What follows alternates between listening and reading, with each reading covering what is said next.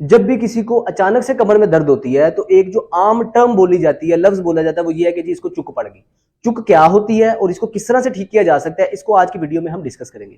होता यह है कि हमारी रीढ़ की हड्डी के ऊपर जब भी उसकी बर्दाश्त से ज्यादा बोझ डलेगा गलत एंगल से तो हमारी डिस्क स्लिप हो जाती है। होता क्या है कि जब भी हम किसी चीज को झुककर उठाते हैं तो हमारी रीढ़ की हड्डी के ऊपर प्रेशर उतना ही डलता है जितना उसका वजन है। यानी कि मैंने कोई चीज किलो का वजन है, किलो का वजन उठाया तो रीढ़ की हड्डी के ऊपर किलो का वजन डलेगा। लेकिन अगर मैं गलत एंगल से आगे को झुककर किसी बच्चे को उठा रहा हूं, कोई पानी की बाल्टी उठा रहा हूं या कपड़े धो के उसकी बाल्टी को उठा रहा हूं, तो होगा ये मेरी रीढ़ की हड्डी के ऊपर 1:40, मतलब किलो का वजन उठा रहा हूं तो 40 किलो का प्रेशर आएगा। और अगर मैं 10 किलो की बाल्टी को उठा रहा हूं तो मेरी रीढ़ की हड्डी के ऊपर जो दबाव है वो 400 किलो का प्रेशर डलेगा। अब इस 400 किलो के प्रेशर से जो मेरी डिस्क है वो इस तरह का नरम मटेरियल होता है, वो प्रेशर से दब के स्लिप होकर पीछे को निकल जाती है।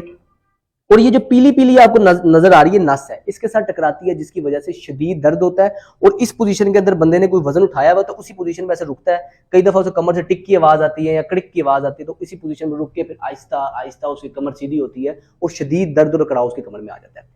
अब सबसे पहले तो जब भी इस तरह का मसला होता है तो लोग गलती ये करते हैं कि गर्म टकोर करते हैं। जब भी आपको डिस्क स्लिप हो तो आपने कभी भी गर्म टकोर नहीं करनी, बल्कि आपने करना यह है किसी बिस्तर पर, ये एक बिस्तर है, आपने इस बिस्तर पर उल्टा लेट के ये आपने फर्ज करने को तकिया, आपने तकिया रखना है अपने पेट के नीचे।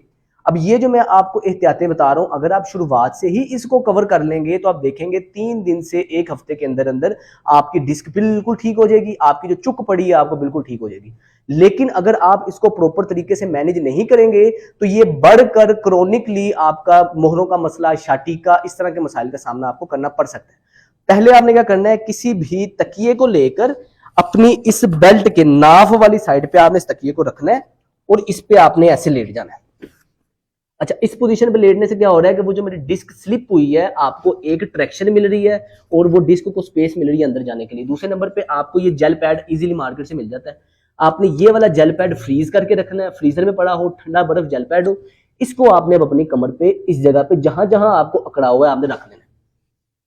इस पोजीशन में आप लेटेंगे, आप हाथ इस तरह भी कर सकते हो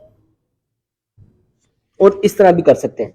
इस पोजीशन में आप लेटेंगे और आपने पूरे 10 मिनट तक ये बर्फ की टकोर करनी है, 10 मिनट से ज्यादा नहीं करनी।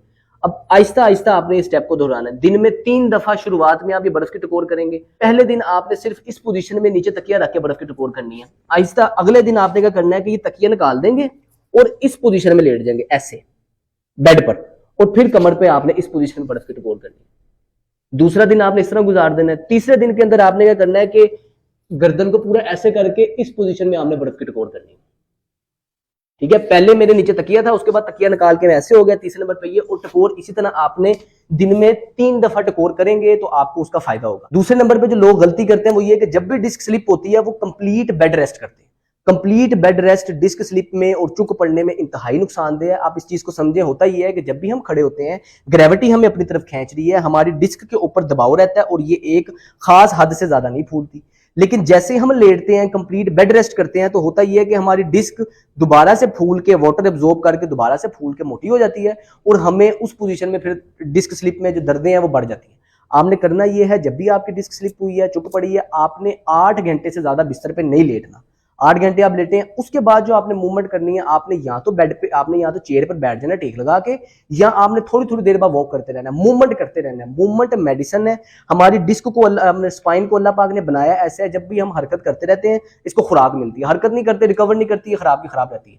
आपने एक्टिव रिकवरी करनी है, बेड रेस्ट नहीं करना, वॉक करनी है। जितनी आपसे वॉक हो, 1 मिनट हो, 30 सेकंड हो, 10 सेकंड हो, इवन के 5 सेकंड हो, वॉक लाजमी करें और बैठे। बार बार अपनी पोजीशन चेंज करते हैं, टेक लगा के बैठेंगे कुर्सी पे और बार बार थोड़ी थोड़ी देर बाद आप वॉक करेंगे ताकि आपका दबाव कम हो, डिस्क दूसरे अंदर जाती रहे। इसके अलावा जो बहुत जरूरी एहतियात है वो इस डिस्क स्लिप होने के, चुक पड़ने के 3 से 7 दिन के अंदर अंदर आपने झुकने वाली एक्टिविटी बिल्कुल बंद कर देनी है। मतलब एक एहतियात इसमें लोग ये नहीं करते कि जब भी, अब ये समझे कि मेरा बेसन है, सुबह उठ के जब भी मुंह हाथ धोते हैं तो इस पोजीशन में डिस्क स्लिप का आगे झुकने से, वजू करने से हमारी डिस्क में मजीद स्लिप आ सकता है। हमने करना ये है कि कोई भी चौकी वगैरह आपने नीचे रखनी है जिसके ऊपर आप एक पांव रखेंगे, पांव ये दूसरे पांव से ऊपर होगा, घुटने के ऊपर वजन डाल के फिर आप झुक के अगर करेंगे तो आपकी कमर के ऊपर वजन कम आएगा।